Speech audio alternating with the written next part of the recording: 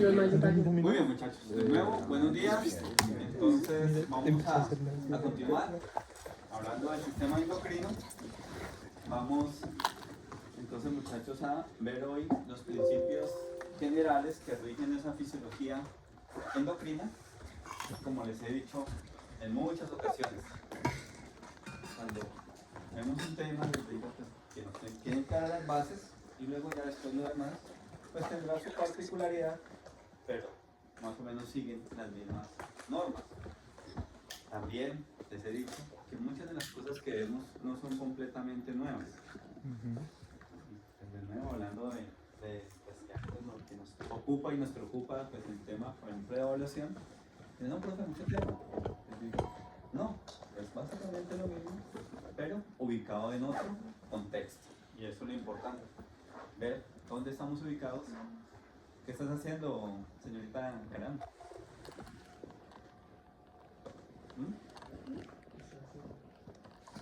¿Qué sabes? ¿Ese dispositivo qué es?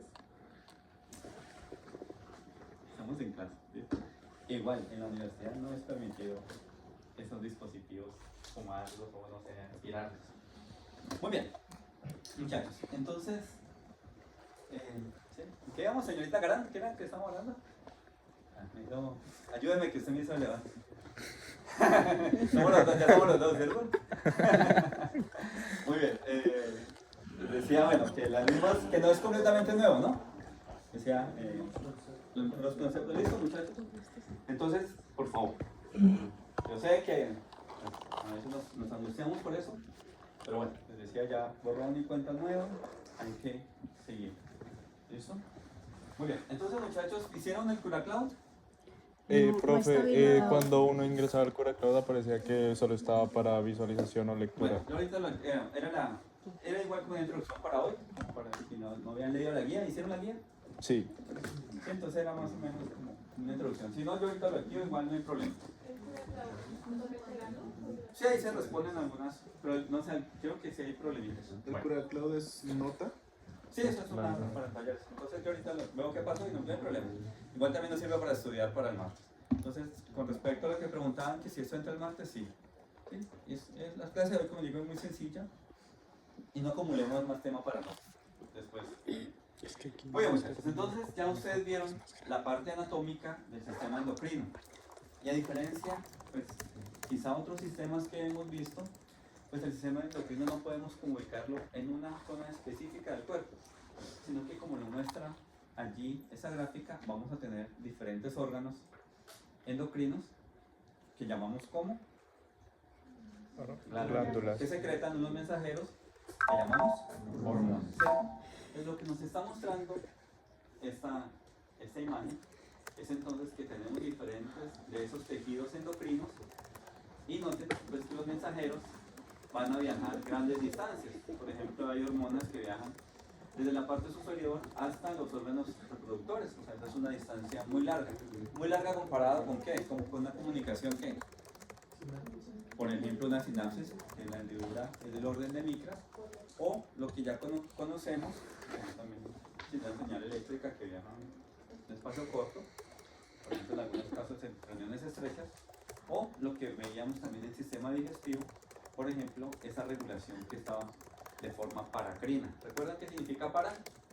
Al lado, ¿cierto? En este caso, entonces, es una distancia bastante grande la que hay que recorrer. Entonces, muchachos, al finalizar esta clase, espero que reconozcamos esas glándulas endocrinas.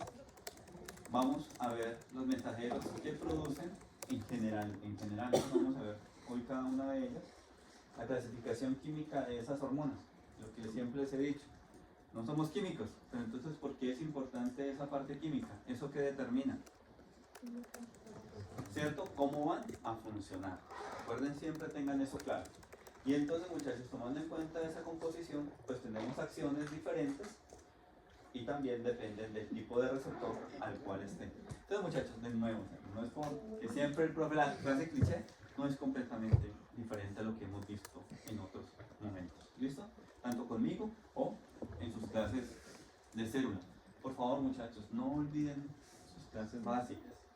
Sí, aquí, qué pena, no crean que les estoy llamando la atención, pero no dejen ir de nuevo, en esa evaluación de los punticos que a veces yo les cedo, o que les ceden todos. Cedemos entre comillas, porque ustedes tienen. Por ejemplo, recuerden que les pregunté cuál de las siguientes sustancias entra por transporte activo secundario o algunos por difusión. Sí, la Difusión glucosa. facilitada, La glucosa. muchachos. Algunos saben qué es difusión. ¿Cierto, Andrea? No, no sé lo que ella, sino que es que le estoy preguntando, ¿cierto, Andrea? Que tú estuviste ahí cuando yo dije. Entonces, muchachos, listo. No sabemos qué es difusión porque eso lo vimos en célula ya hace cuánto. Pero por ejemplo, hay una pregunta que les digo, muchachos, ¿cómo dejan ir eso? ¿Cuánto insistí yo? Finalmente, los carbohidratos, ¿qué es lo que absorbemos? El primero. Los carbohidratos.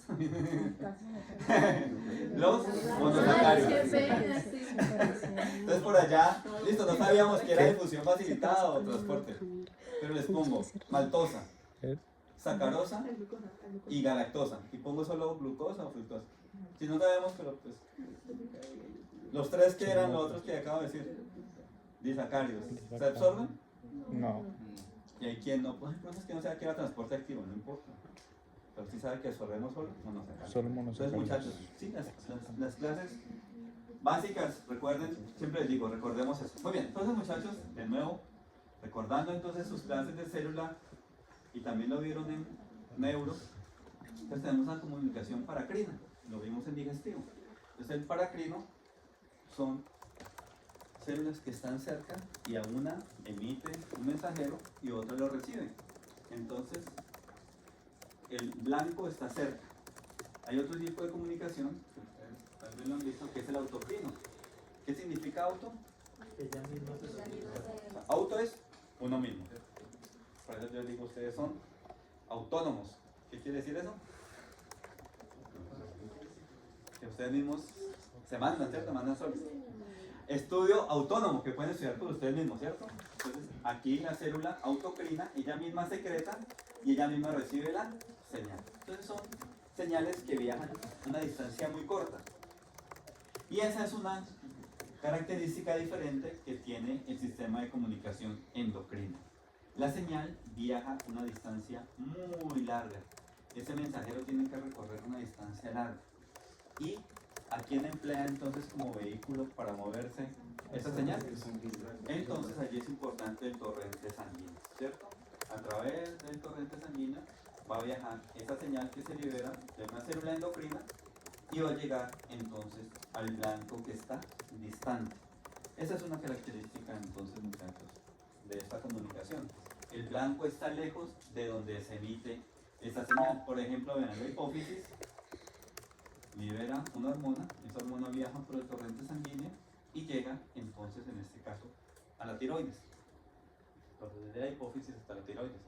Ah, pero eso no es tan lejos. Pues, cuando lo hablamos a sentido celular es una distancia considerable. ¿Listo? Muy bien, también muchachos allí ustedes van a escuchar, allí también hablando de la hipófisis, por ejemplo, que hay otro tipo de comunicación que es el neuroendocrino.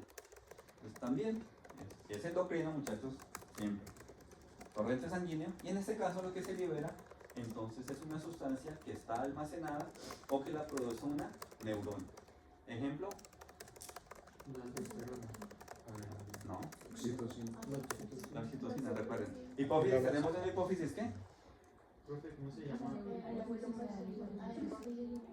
Una hipófisis anterior que llamamos Neurohipófisis. y una hipófisis neurohipófisis. Entonces la neurohipófisis, ¿qué dijeron allá? ¿Qué dijiste, Alejandro? ¿Libera qué? No. Alguien dijo por acá. Oxitocina. O Vasopresina. Sí, entonces muchachos, allí es un tejido nervioso. Hormona antidiurética. Entonces la vasopresina se llama arginina vasopresina, el nombre. ¿Listo? Entonces en este caso noten, muchachos, que la comunicación es más distante todavía. Desde esa hipófisis, una hormona va a viajar hasta el riñón. ¿Listo? Entonces, esa es una característica importante. El recorrido que hay que hacer. Y entonces, muchachos, tanto el sistema endocrino como el sistema nervioso son sistemas de control. Pero el sistema nervioso, a través del hipotálamo, puede regular ese sistema endocrino, lo veremos el martes. Y aquí, muchachos, pues vamos a comparar en este caso, en esta diapositiva, pues el sistema nervioso y el endocrino. Entonces el sistema nervioso, ya ustedes lo dijeron, libera neurotransmisores que recorren una distancia corta, pero además su función es a corto plazo. Entonces, ahora sí que hablaban, por ejemplo, de acetilcolina, también lo veíamos el jueves pasado. Y entonces, muchachos, de nuevo, cuando nosotros nos estamos quemando, sentimos que algo nos chuza, retiramos la mano, ¿cierto? Si estamos, es un reflejo y eso dura fracción de segundo, ¿cierto? Es una respuesta muy rápida. Mientras que, muchachos, el sistema endocrino va a regular, pero a más largo plazo. Por ejemplo, ¿qué proceso que ustedes conozcan que se regule así como plazo mediano o largo? Insulina. ¿Insulina? Sí, pero más bien cerquita, sí, pero es mucho más demorado que un reflejo, ¿cierto? ¿Qué otra? De nuevo, algo que les digo a las niñas que qué pena que las tome de ejemplo, Un periodo. ¿cierto? Eso, el mes, ¿cierto? Entonces vean como allí sí es más claro. Sí, o sea, la insulina está bien, pero digamos que no sabemos el tiempo, depende de lo que consumamos. Pero el ciclo menstrual sí está como más marcado, ¿cierto? Y su nombre lo dice, mensualmente. ¿Listo? Y entonces, muchachos, allí, ya lo dijimos, la comunicación endocrina, células endocrinas y hormonas que viajan en sangre, y las células blanco están lejos. Mientras que ese sistema nervioso emplea una comunicación paracrina, y entonces la distancia que hay que recorrer es muy corta. En algunos casos son células que están allí, en ese mismo tejido, y no hay pues prácticamente que recorrer, sino que una célula está al lado de la otra. ¿Listo? Entonces, muchachos, decíamos que ese sistema endocrino pues no tiene así como anatómicamente un espacio demarcado, sino que se define como las células y tejidos endocrinos que producen hormonas y en algunos casos factores paracrinos. Noten que no hablamos de glándulas en esta definición, dice células y tejidos. ¿Por qué? Habrá glándulas, o más bien, tejidos que no son glándulas y puedan producir hormonas. El tejido adiposo. Tejido adiposo. Sin ir más lejos, cosas que hemos visto en clase. Páncreas endocrino. Páncreas. Pero si hay esa tiene una función endocrina. Pero por ejemplo, el estómago produce hormonas. ¿Cuáles? No. Estómago. No, Gastrina y hormonas. Gastrina y somatostatina. ¿La pepsina qué es, Valentina? ¿O Valeria?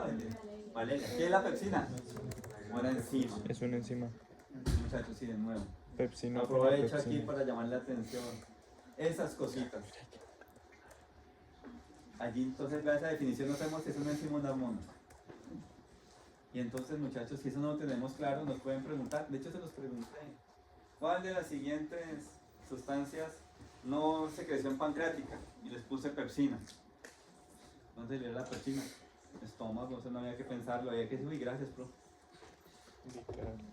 Muchachos, y hubo quien no lo respondió. ¿Difícil? No. Si no sabemos que la pepsina se secreta del estómago, quítale una repasada. Decimos que no Sí, pasa de estudiar. pepsina. Muy bien, entonces, muchachos, hay órganos que no tienen una función propiamente o su función principal no es endocrina, pero pueden producir hormonas, ¿sí? Por eso el sistema de esta definición no habla tanto de glándulas, sino que incluye a células y tejidos que producen hormonas. ¿Listo? Y tomando en cuenta eso, entonces, muchachos, vemos esta gráfica. Y si ustedes notan, tenemos allí varios órganos que están entonces señalados y hay un cuadrito. Y noten que hay unos cuadritos que tienen un asterisco. Entonces, hay una definición o una forma más bien de organización que habla de glándulas clásicas, es decir, tejidos cuya función es principalmente endocrina, y hablamos de glándulas no clásicas, tejidos cuya función principal no es la secreción de hormonas, pero lo puede hacer. Por ejemplo, el estómago, ¿cierto? Entonces hablábamos que almacena alimentos, que empieza la digestión de ellos, pero puede producir hormonas como la gastrina, ¿cierto? O la somatostatina. Ustedes vieron ahorita el tejido adiposo, también. Y hay otros ejemplos. El corazón, función principal, bombear sangre, ¿cierto? Pero puede producir entonces factores natriuréticos. ¿Y los veremos cuándo? Cuando hablemos de qué? Sí, sistema renal, ¿sí? Correcto. Entonces, muchachos, glándulas clásicas. Tenemos la pituitaria, que también le llamamos como hipófisis. Paratiroides, o sea que están al lado de quién? De la tiroides, ¿cierto? Tenemos las glándulas suprarrenales, tenemos los islotes pancreáticos, que ahorita que hablaban de ese páncreas endocrino, y tenemos las gónadas. Entonces tenemos allí los testículos y tenemos los ovarios. Profe, ¿por qué no ponen ahí con el asterisco la pineal? Porque sobre todo es como la relación con la parte nerviosa. Aunque hay discusión, algunos sí la ponen, otros no. ¿Sí? Entonces allí digamos que dejémosla como no clásica, pero sí hay discusión en algunos. Y de nuevo, para la clase dejémosla como no clásica. ¿Listo? Bueno, entonces muchachos, tenemos aquí esos diferentes órganos. Glándulas clásicas, entonces, tejidos que qué? Cuya función es principalmente endocrina. Y no clásicos, que pueden secretar hormonas, pero no es su función principal la parte endocrina. ¿Listo? Aquí esta tablita pues vuelve y nos habla de lo mismo. Y entonces, muchachos, cada vez que se están estudiando, entonces a nivel molecular, diferentes tejidos se encuentran sustancias que se secretan. Y entonces a los autores proponen, entonces algunos dicen, por ejemplo, la piel, también es un tejido que puede secretar hormonas. Y en los últimos años se está hablando mucho del tejido muscular, que el músculo también puede actuar como un órgano endocrino. Pero ahí, de nuevo, muchachos, lo que les decía cuando hablábamos también de la parte de gusto, los investigadores se están proponiendo cada día cosas. Por eso ustedes ven que hay artículos y salen y se debaten, pero mientras no haya un consenso, digamos que eso no aparece en los libros o en las guías médicas, ¿sí? Por eso se queda allí como una discusión.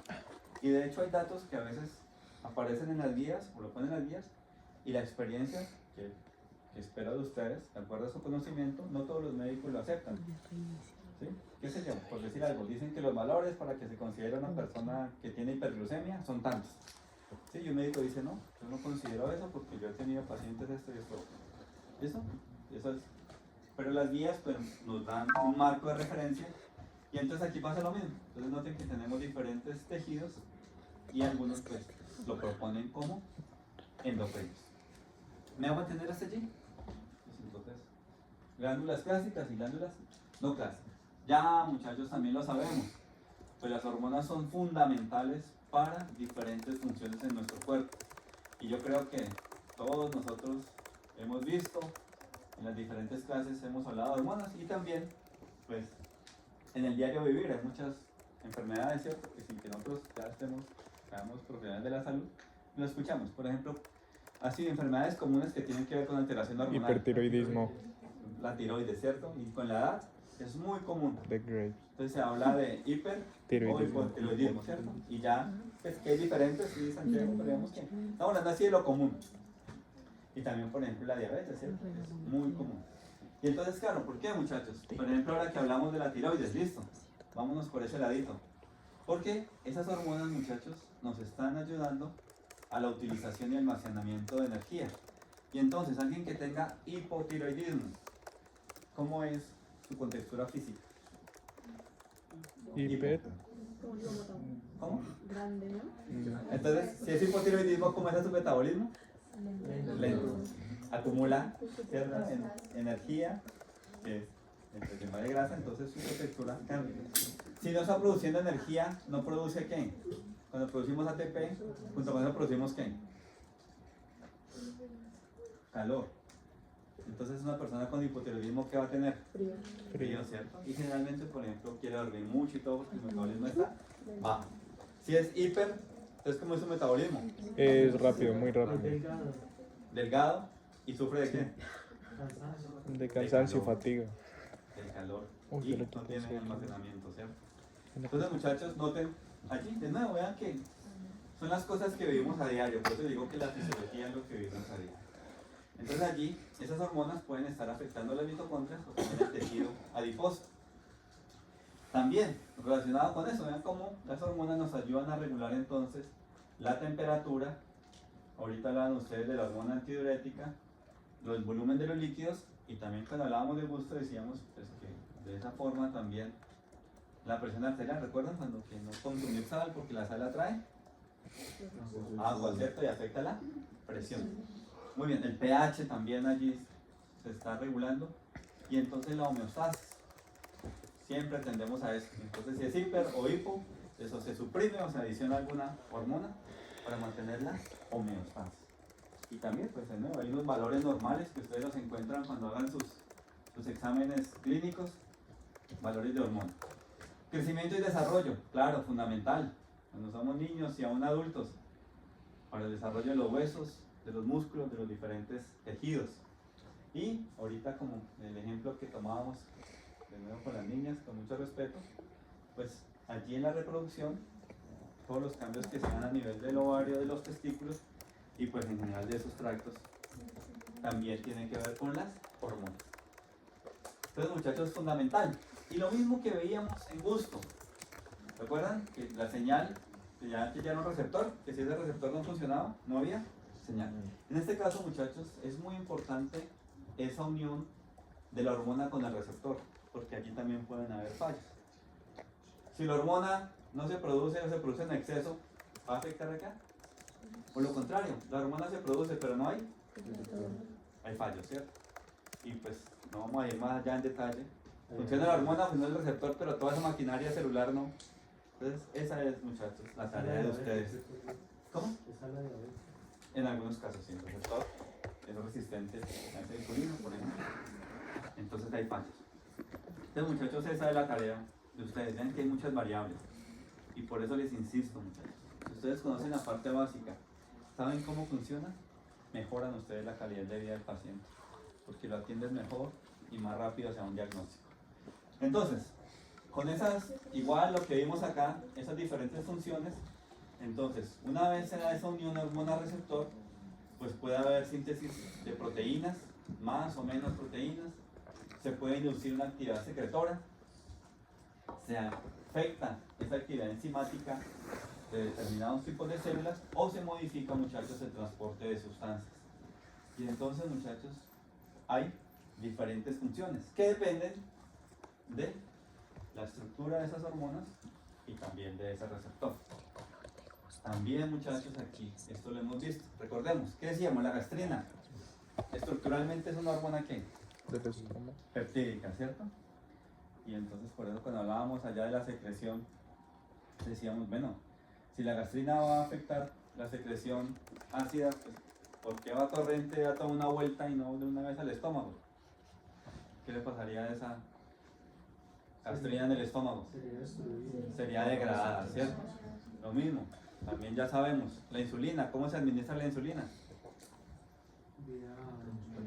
Intravenosa, ¿cierto? ¿Por qué no hay una pastilla y consumimos insulina? ¿Sabes que la insulina también es una hormona qué? Peptídica, ¿cierto? Muy bien, entonces tenemos hormonas peptídicas o proteicas, dependiendo de cómo sea esa cadena, ¿cierto? Muy bien, tenemos derivadas de lípidos. Recordemos de nuevo también, lo vimos, digestivo. ¿Cuáles son los lípidos de nuestra dieta? Las grasas.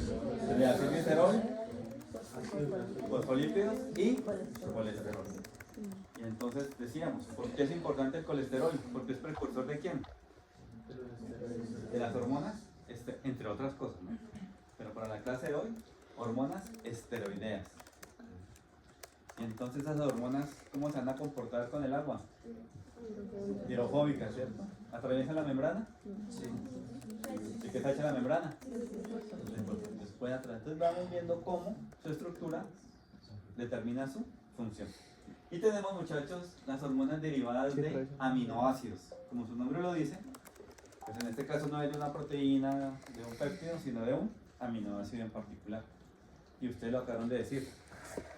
¿Cuál era esa hormona? ¿Qué dijiste? ¿Qué enfermedad muy común? ¿La diabetes? No. No, Tiroides. Y entonces, ¿a qué le suena tiroides? ¿A cuál aminoácido? Tirosina. Entonces, vean, muchachos, cómo el nombre de nuevo nos dice todo. La fisiología es fácil, hay que estudiar. Ah, no, es imparcial, ya profe, que será fácil. Sí, pero no estudiamos. Muy bien, entonces, muchachos, aquí están esos grupos de hormonas. De nuevo, muchachos, si ustedes ven diferentes libros, puede que a veces lo hablen con más especificidad o que hagan subdivisiones, pero generalmente vemos tres grupos grandes, lo acabamos de decir. Derivados de lípidos. Allí tenemos dos grupos. Las hormonas esteroideas, lo acabamos de decir, derivadas de quién? Colesterol. ¿Recuerdan ese anillito? Se llama anillo esteroidal. Por eso se llaman hormonas esteroideas. ¿Listo? Ejemplo, allí está el estradiol. Es un estrógeno, entonces allí en las mujeres es muy importante. Y tenemos otras que son los eicosanoides. Los eicosanoides son derivados del ácido araquidónico, o sea que también de algunos componentes de la membrana. Y de nuevo, también yo se los dije en clase, lo recordamos. ¿Qué decíamos? Entre una estructura más anillos tenga, ¿es más que? Hidrofóbica. O si esa cadena hidrocarbonada es muy larga, también es hidrofóbica, ¿cierto? Muy bien. Pero pues, de nuevo, no siempre, ¿no? Hay excepciones. Tenemos las hormonas peptídicas, que es un grupo muy grande, muy grande. Y allí, entonces noten que hay una división, algunos dicen, como hay algunas que tienen un residuo de carbohidratos, le llaman glucoproteínas, y por ejemplo ahí está la hormona estimulante de la tiroides. Y tenemos este grupo muy grande, muchachos, que son las hormonas peptídicas. Y un ejemplo típico de ellas es la insulina. Vean, dos cadenas unidas por enlaces disulfuro. ¿Listo? Y aquí está la mayoría, noten. Hormona del crecimiento, está la insulina, el glucagón, los péptidos natriuréticos, pues su nombre lo dice. ¿Listo? Entonces, muchachos, hormonas peptídicas. Y este otro grupo muy importante, hormonas derivadas de aminoácidos. Lo acabamos de decir. Hormonas derivadas de la tirosina, las hormonas tiroideas. Y aquí está, T4. ¿Cómo se llama T4? Tiroides. Tiroxina. Entonces está la tiroxina que viene de la tirosina. Entonces una cosa es que sea con S y otra cosa con X. ¿Listo? Muy bien. Y tenemos otro grupo muy importante, muchachos, también derivado de la tirosina, que es la que llamamos las catecolaminas. Y vean, dopamina, epinefrina y norepinefrina. ¿No han visto ustedes estas? Las conocen como... ¿Y son? ¿Y son qué? ¿Qué función también pueden tener o qué papel pueden tener? Neurotransmisores. ¿Listo? Neurotransmisores. ¿Qué hace que sea neurotransmisor o que sea una hormona? ¿Cómo? Se reproduce. O sea, ¿dónde esté almacenada? Entonces, cuando es el tejido nervioso y está liberado allí en la sinapsis, es un neurotransmisor. Pero, si se está liberando el torrente sanguíneo, actúa como una hormona. ¿Listo? Y entonces, muchachos, esto me da pie para recordarles otra cosita del parcial, que también dejaron ir. No sé si les tocó a ustedes o a otro grupo, pero por ahí les preguntaba cuál de los siguientes neurotransmisores. Alguno les preguntaba contrae el músculo, otro preguntaba relaja, ¿cierto? Y entonces uno me dijo, pero profe, es que el óxido nítrico no es un neurotransmisor. Y yo, entonces por eso no lo puse. Entonces, muchachos, por eso hay que saber las cosas. ¿Sí? Lo mismo, yo les decía, por ejemplo, el ATP. El ATP, ¿recuerdan cómo lo veíamos cuando hablábamos de gusto? Era un qué? Neurotransmisor. Pero generalmente lo conocemos con una molécula que nos ofrece ¿qué? Energía. ¿Sí? Entonces, muchachos, por favor, de nuevo, el contexto. El ATP es el mismo, pero hay que saber dónde estamos ubicados. Entonces, por acá, entonces esto puede ser un neurotransmisor, pero también puede actuar como una hormona. ¿Listo? Muy bien. ¿Y cuál nos falta? Ah, aquí. Del triptófano tenemos la melatonina. ¿Listo? ¿Me hago entender hasta allí, muchachos? ¿Vamos bien? Ok.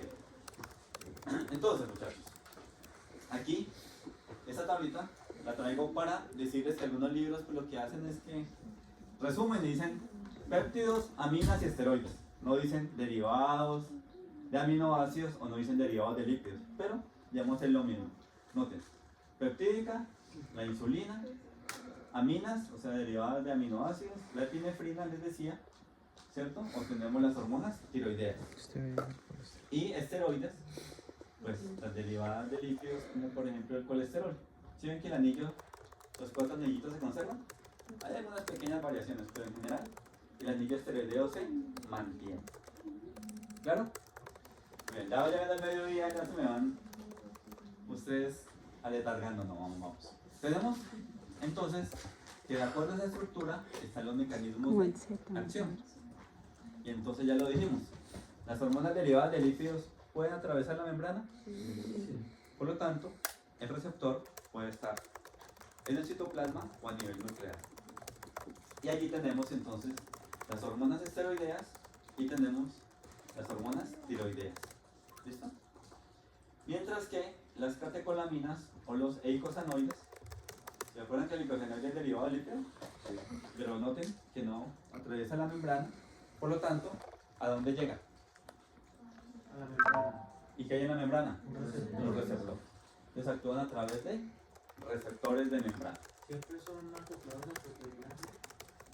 La mayoría, pero hay algunas excepciones como siempre. Listo, entonces muchachos, la célula produce ese mensajero que viaja por el torrente sanguíneo y llega a un receptor. Entonces en este caso nos estamos hablando de una célula muscular, el receptor está en la membrana, o sea que esta es una hormona ¿qué?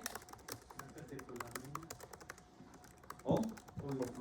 O proteica, ¿cierto? Muy bien, correcto. Y entonces muchachos, aquí están. ¿Esto se les hace familiar? Segundos mensajeros. Lo mismo que vieron en célula, seguramente en neuro, vimos en gusto. ¿Cómo se llama? ¿Y cómo se llama el que convierte ATP en AMP? Y veíamos por allá cuando hablábamos de sustancias amargas que había unas sustancias que activaban la ¿qué? Que me convertían en AMP cíclico en AMP solito.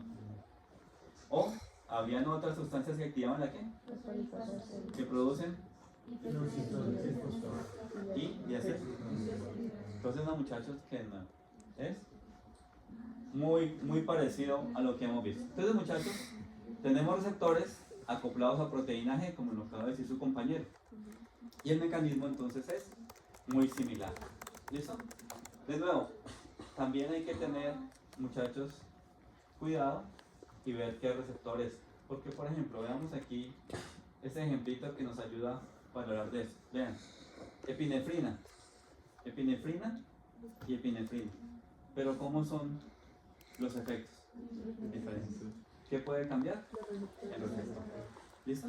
Pues noten que en este caso, como les decía, esta unión hormona-receptor me va a permitir la activación de una adenilatoxicasa, que ya sabemos que produce un segundo mensajero que se llama AMP cíclico. Se activan algunas quinasas y pueden estimular algunas enzimas o pueden abrir canales iónicos. ¿Listo? Por el contrario, por ejemplo, la fosfodiesterasa lo que hace es que disminuye los niveles de AMP cíclico. Por lo tanto, me lleva a una inhibición enzimática. Mientras que acá me activan una fosfolipasa C y lo que van a causar es que aumente el calcio intracelular. ¿Listo? Entonces, dependiendo de la hormona, dependiendo del receptor y de la maquinaria celular, vamos a tener efectos determinados. ¿Listo? Pero bueno, lo que nos interesa es que esas hormonas, como las catecolaminas o peptídicas, actúan a través de receptores acoplados a proteína G. ¿Listo? Me preguntaba ahorita Uber si está es lo mismo, ¿no? Noten. Diferentes receptores, diferentes funciones. Que si todas eran acoplados a proteína G. No. Les decía que hay algunas que no. Y quizás no hemos hablado nosotros en clase de esto, pero quizá en célula ustedes sí lo hicieron. Les hablábamos en gusto que teníamos dos receptores grandotes. Uno, lo acabamos de ver, que son los acoplados a, que también lo llamamos como metabotrópicos. Y el otro grupo son los menotrópicos.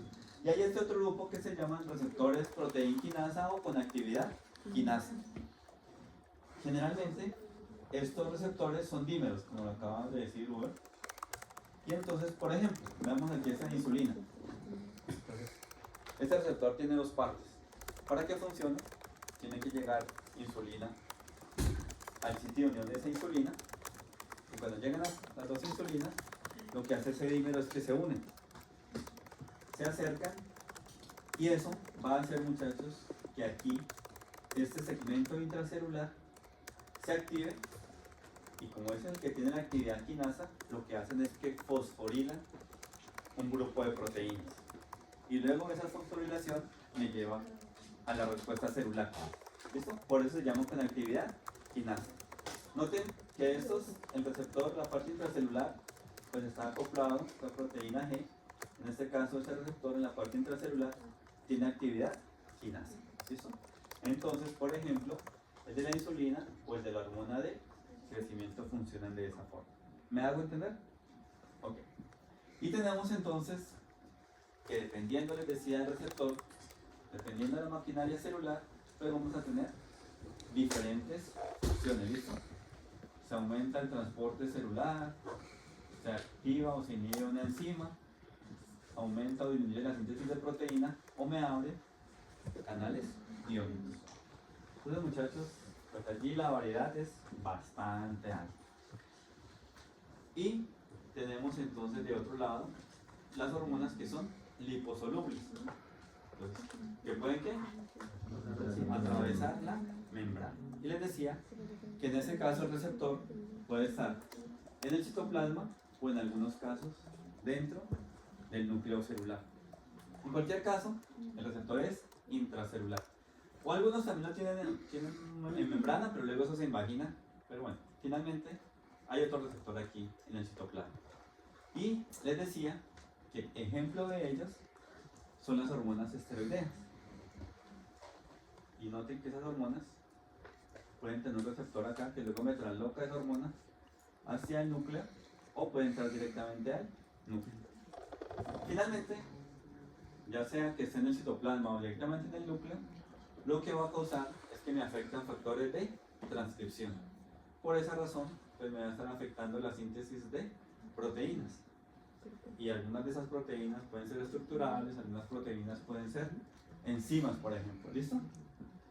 Y les decía también que las hormonas tiroideas pueden atravesar y me pueden afectar factores de transcripción. Por eso, muchachos, es tan importante durante el crecimiento y el desarrollo de los niños estas hormonas, o me pueden afectar la producción de energía. ¿Y quién produce energía en nuestras células? Y allí están los receptores. Noten entonces cómo aquí en la mitocondria hay receptores para esas hormonas y me estimulan la síntesis de ATP. ¿Me hago entender hasta allí? Receptores acoplados a proteína G, receptores con actividad quinasa o receptores intracelulares. ¿De qué depende? Pues de su estructura. ¿Es claro? ¿Sí o no, Sara? No, pero lo que no entendí es que, o sea, como que por qué razón, digamos, las hormonas tiroideas están dentro de ese grupo de aminoácidos. Entonces, si es una proteína, No es una proteína. digo, si está derivada de los De los aminoácidos, aminoácidos. entonces ¿por qué entra ahí? ¿Por qué? Recuerda, podemos tener aminoácidos hidrofílicos o hidrofóbicos. Sí. Y entonces, recuerden, la tirosina, bueno, no lo tengo acá, pero la tirosina tiene un anillo. Y las hormonas esteroideas, que son derivadas de tirosina, van a tener dos anillitos, porque son dos tirosinas que se unen. Y como les decía, generalmente, o sea, no es una regla, pero generalmente, entre más anillos tengan, es más lipofílico o hidrofóbico. ¿Sí? Sí. ¿Listo? ¿Claro? Sí, y por ejemplo lo contrario, los eicosanoides son derivados de lípidos, Sara, pero no pueden atravesar la membrana, sino que actúan a través de receptores, porque tienen otros grupos funcionales que alteran allí un poquito, digamos, como esa norma. ¿Claro para todos? Sí. Ok, muy bien. Entonces, muchachos, también volvamos sobre lo que hemos visto. Cuando hablábamos de los acinos, ya fueran de las glándulas salivales o de los acinos pancreáticos, allí que almacenaban.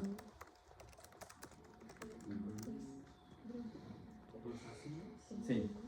Pancreáticos, enzimas, ¿qué son? Simón.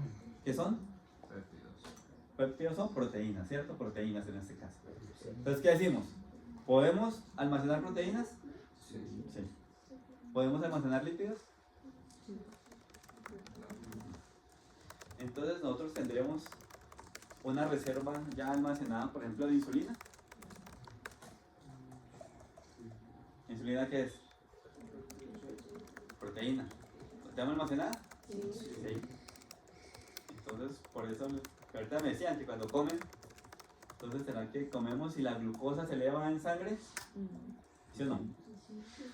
Pero rápidamente, ¿qué? Se regula. Imagínense que no la tuviéramos almacenada la insulina, entonces ¿qué pasaría con la glucosa en sangre? Se moraría, ¿cierto? Pero los lípidos no. Y es no, entonces ¿qué dijimos? Lo mismo ahorita. Entonces las hormonas proteicas funcionan a corto o a largo plazo. A corto. A corto. Mientras que las lipídicas. Entonces, ejemplo de hormonas lipídicas, El coles. los estrógenos. Y entonces, ¿qué ayudan a regular? Entonces vean, ¿sí ven, muchachos, cómo esa estructura está relacionada con su función? ¿Sí o no? Bueno. Pues vean, muchachos. Entonces, aquí nos hablan de hormonas esteroideas y aquí de hormonas peptídicas o derivadas de aminoácidos. Entonces, ¿qué me dicen? Vean, lo dijimos. Las hormonas peptídicas se pueden almacenar, ¿cierto?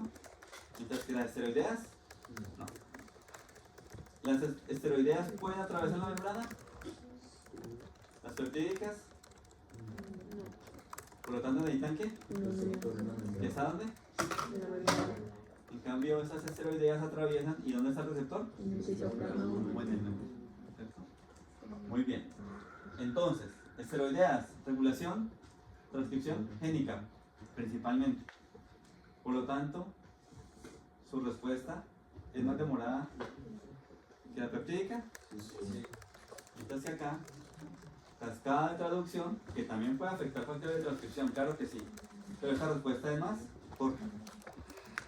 Catecolaminas, ¿cuáles son las catecolaminas? Norepinefrina o norepinefrina. Y de nuevo, llevándolo aquí a nuestra ciudad a veces. ¿Cuándo liberamos esa epinefrina o norepinefrina? Cuando nos roban. El riesgo, ¿cierto? No nos sentimos como...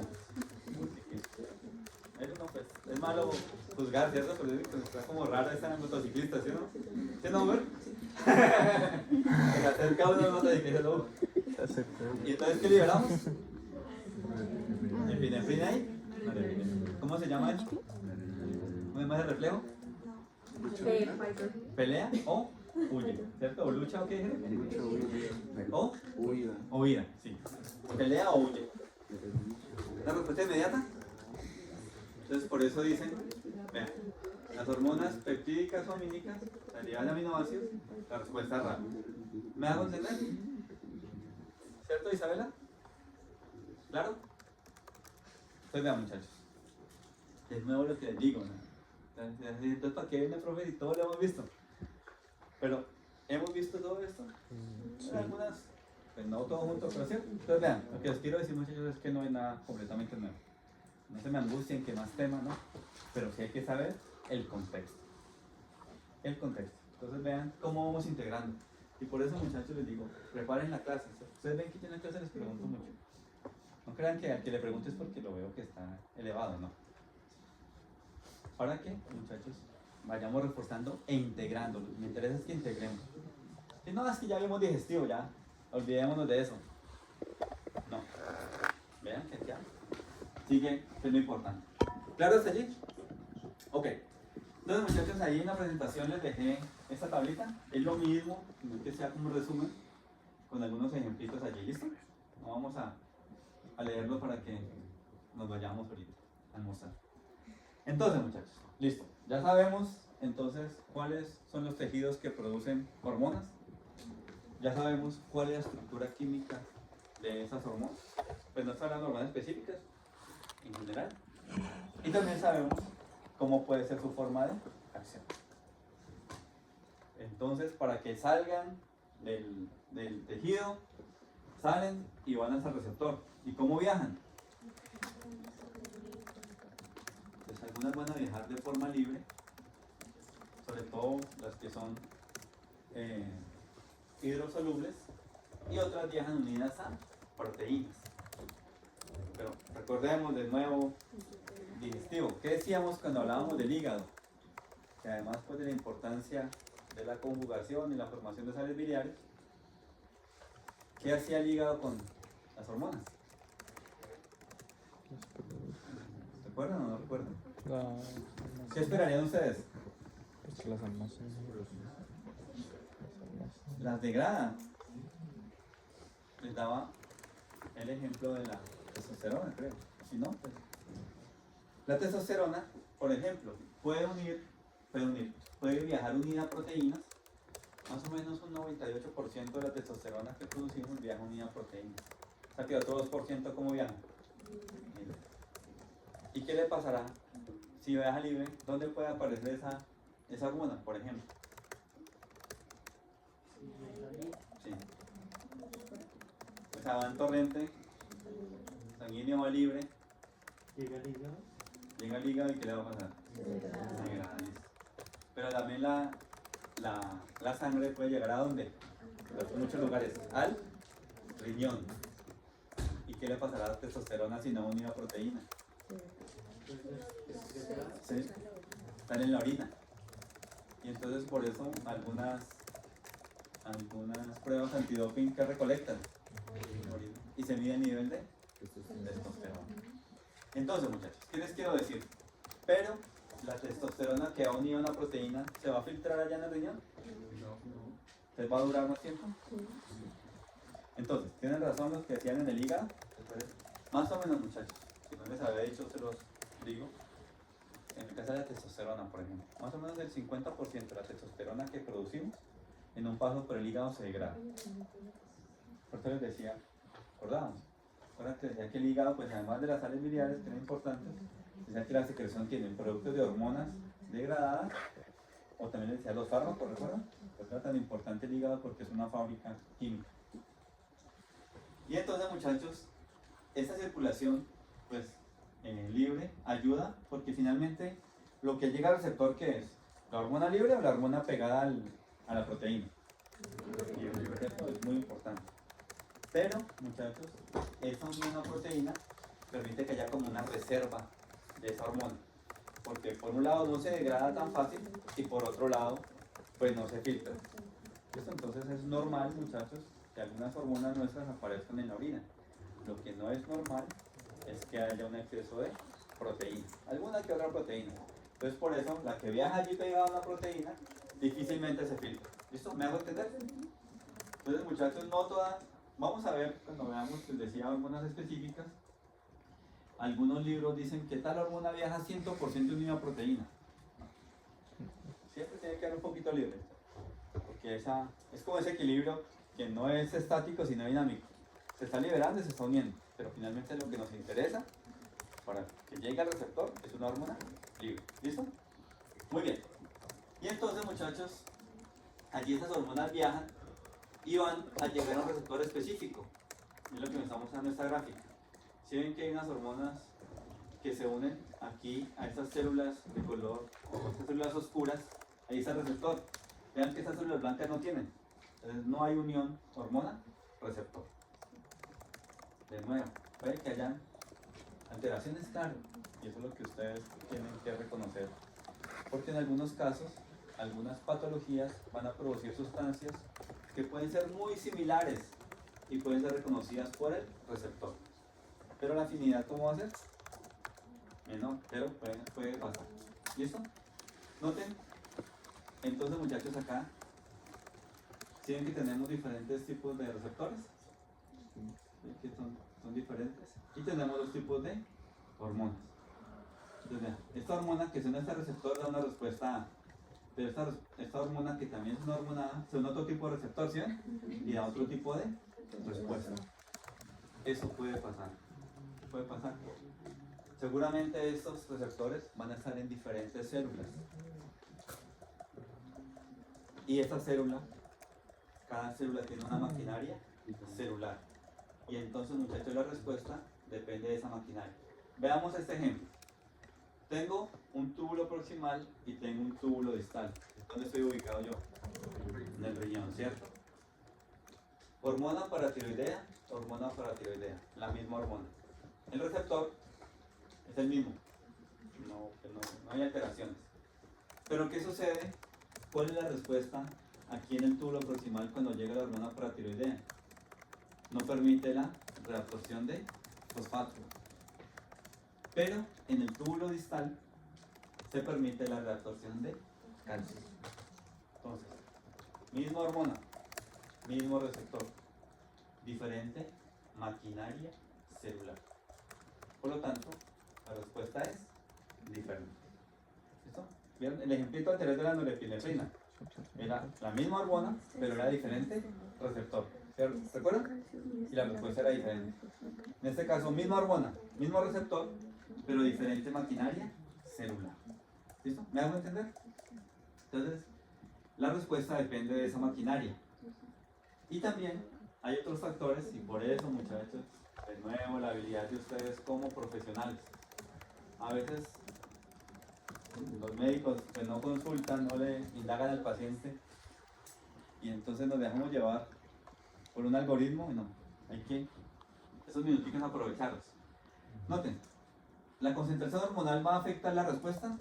Si hay poquita, mucha hormona, esperaremos que haya poquito, mucho efecto, ¿sí, cierto? Y esa concentración ¿en dónde? Sangre. En sangre, ¿cierto? Pues ¿qué depende? De la secreción de la hormona. Si no se está secretando o no se está sintetizando bien, ¿nos afecta la concentración? Claro, ¿cierto? Listo. Se secreta o se sintetiza bien, pero no se está enviando de forma adecuada hacia la sangre. También nos afecta esta concentración.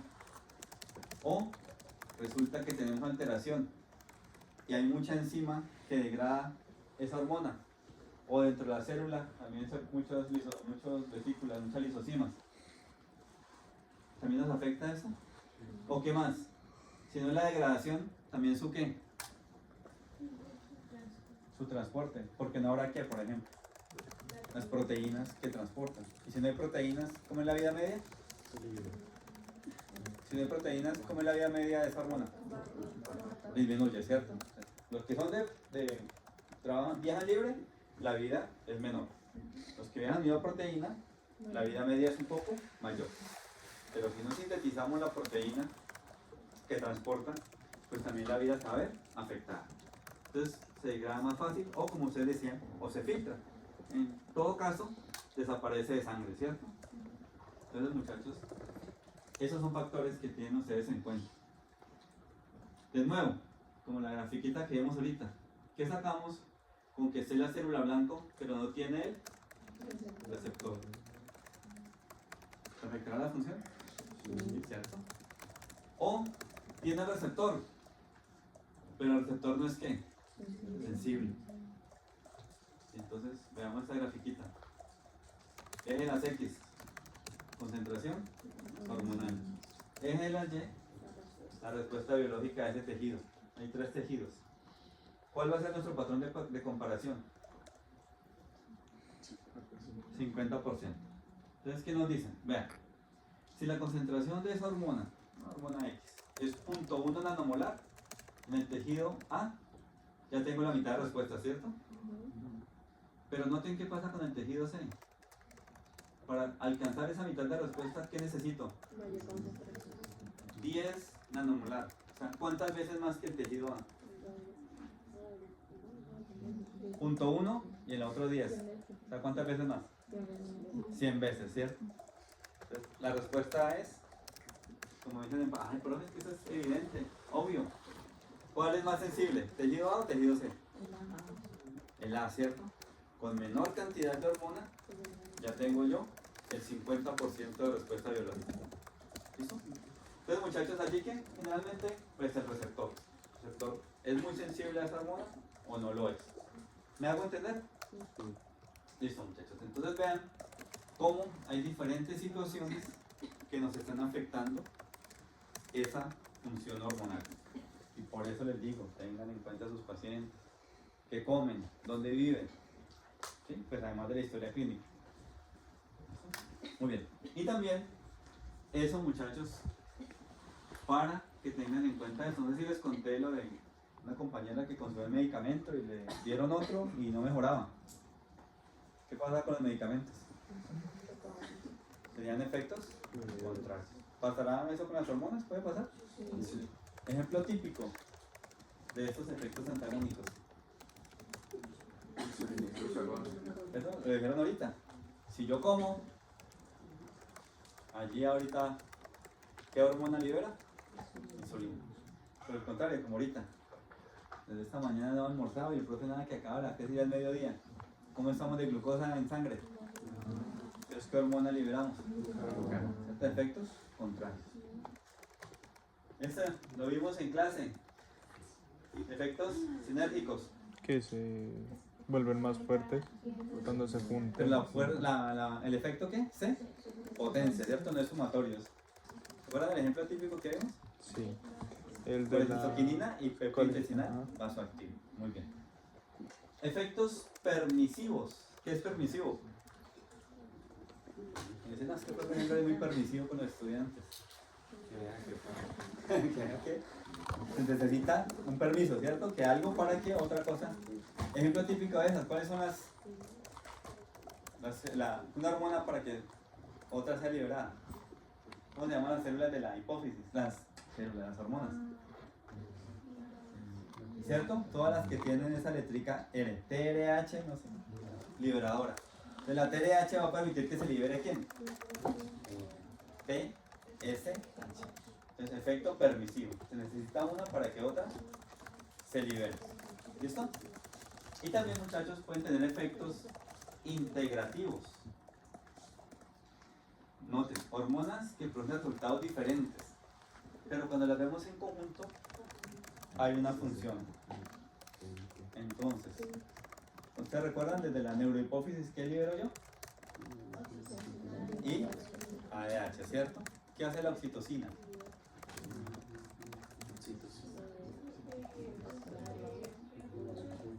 Entonces contrae músculo, ¿cierto? Lleva la contracción del músculo. ¿Y qué hace la prolactina? El nombre lo dice. Estimula la producción de leche. Entonces, por un lado, contracción muscular, pero por otro lado, producción de leche. ¿Y en conjunto qué ayudan? A darle al niño, ¿cierto? Para que el niño pueda lactar. Efectos integrativos. Si los vemos por separado, porque no tiene nada que ver. Pero en conjunto me ayudan. ¿Sí? Entonces, muchachos, noten que las hormonas pues, pueden tener diferentes efectos. Y de nuevo, ¿cuál es la importancia de ello? Cuando ustedes tengan a sus pacientes, ¿qué está consumiendo? Y no solamente pues, en la parte hormonal, sino también con los medicamentos. Porque puede que si recetan algo, se inhiba o que potencien ustedes algo que no quieren que aparezca. ¿Listo? Esa es, muchachos, la experiencia. Eso es lo que hace la diferencia. No solamente alguien que va mandando cualquier cosa, sino cómo está sucediendo eso. ¿Me hago entender? Muy bien, muchachos. Y entonces, también para terminar, les dejé esa presentación. Pues ahí está con la tica pequeña, pero ahí les dejé el PDF para que lo revisen. Entonces, están las diferentes glándulas, pero ya sabemos que hay unas glándulas, ¿qué hay otras qué? Clásicas y no clásicas. Y acá me dicen, por ejemplo, si es lo que libera, la hormona que libera, si es una esteroidea, si es peptídica, dónde actúa principalmente y cuál es el efecto principal. ¿Listo? ¿Claro hasta allí? ¿Alguna duda? Muy bien. Todavía no nos vamos, muchachos. Vamos, antes, si alguien tiene que hacer algo, no hay problema. La clase como tal ya termina. Vamos a, para que esto lo vayamos integrando, vamos, muchachos, ustedes se me han metido a Menti. ¿Han hecho esas encuesticas de Menti? Si no lo hacen, busquen ahí en sus teléfonos o en la tablet, lo que tengan. Creo que se llama ahora, creo que Mentimeter o Menti.